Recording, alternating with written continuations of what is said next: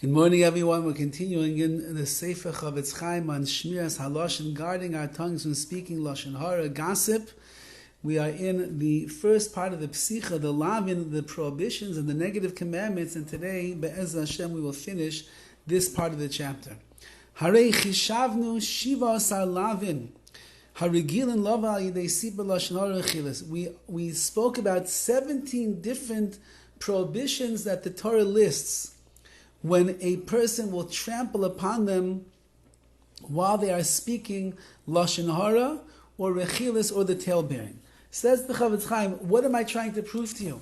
Not only is the Issa, the prohibition of Lashon HaRa, something that is damaging and devastating and a dangerous thing to get involved with, but when you speak Lashon HaRa, there's at least 17 other prohibitions in the Torah that it's possible you could trample on as a result. So you could say one word of Lashon HaRa, and you could really be over, you could be transgressing many other prohibitions. Now, so that's even if all you're doing is talking to another Jew, the words of Lashon HaRa. Now, but if you speak Lashon HaRa and you talebear about a Jew in front of a Kusi, in front of a non-Jew, the prohibition that you have done is much greater, and it's much more stringent and worse if you tell Lashon HaRa about a Jew in front of a goy. Sometimes, as a result of what you have said, you can be included in the category of a masr, someone that is ma'aser, that hands over a Jew into the hands of the non-Jewish world by tattletaling on him, by tale-bearing, by speaking Lashon HaRa, by turning him in sometimes to save your own self from legal quandaries that you find yourself in. You turn in another Jew to the Goyish courts. You are in the category of a masr, someone that has given over a Jew into the hands of the non-Jews. Like we're going to explain later on, God willing.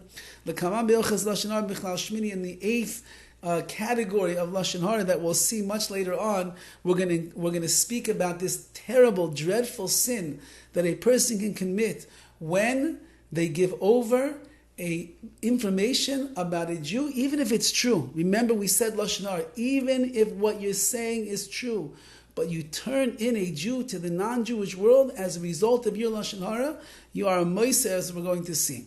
And that's much worse than just regular words of Lashon HaRa. Many of these lavin, which we mentioned previously, the punishment is misa, is the death at the hands of heaven. For example, if you disgrace an almana, a widow, or a yasam, or a orphan, so too if you make a real chil Hashem, you desecrate the name of HaKadosh Baruch Hu with your Lashon HaRa. So what's the punishment? You might not see it in this world, you will never know, but you'll see Misa b'yidei Shemayim, HaKadosh Baruch Hu will take care, and He will take His retribution upon you, Rachman al-Islam. And many of these things will also have a big impact on whether or not you're going to have a portion in the world to come. For example, someone who embarrasses his friend publicly, or you rejoice over the fact that your friend was disgraced and you take advantage of his disgrace to bolster yourself. Somebody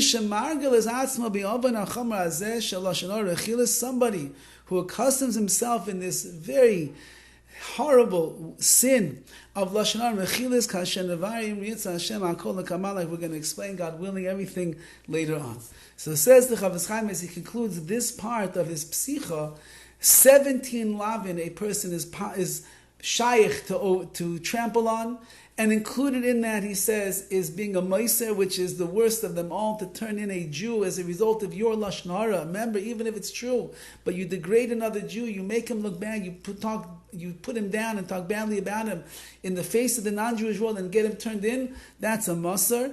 And then we said, not only will you have a misa b'yidei Shemayim, can a person receive death at the hands of heaven, but they will also lose their chelik, their portion in the world to come, as a result of this insidious and this lowly aveira, the sin of Lashon HaRa and Rechilas, that we are trying to prevent ourselves from getting locked into, so that we can have a Lashon Nekiah, will have a cleaner and a more refined and noble speech, to to be able to talk the way that HaKadosh Baruch Hu wants Klal Yisrael to speak to each other, to others, even to the non-Jewish world, on a level that is exalted with the dignity of the Tzelem Elokim that we are.